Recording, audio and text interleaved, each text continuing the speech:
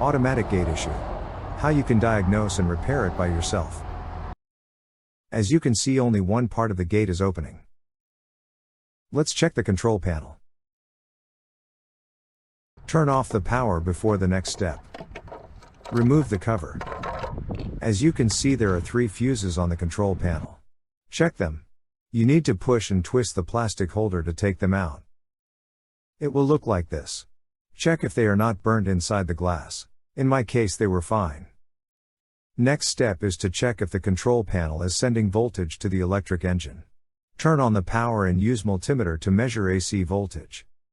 Locate your not working electric motor connections by following the cable, or again use multimeter if it's not visible. Click the button on pilot and check the voltage between terminal W and U. And also between W and V. After maximum 60 seconds, depending on opening time delay, between those terminals should be voltage depending if the gate is opening or closing. Next step is to check if the electric motor isn't damaged.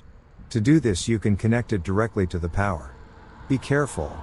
Check what kind of electric motor it is and what voltage is it powered by. Mine are working at 230 volt AC. Connect neutral with W and phase to the U. And then connect the phase to V. As you can see, the motor is working. Unfortunately, the control panel was damaged, so I ordered a new one in a set with a box and a transformer, which was rusty.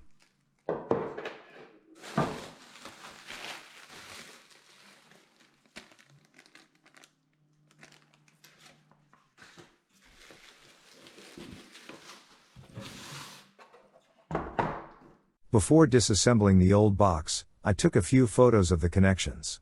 It helps a lot to connect everything as it was.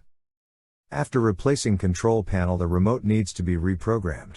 In this model, you also need to program opening and closing time delay and working time. This is described in detail in the manual. Now it's time to test.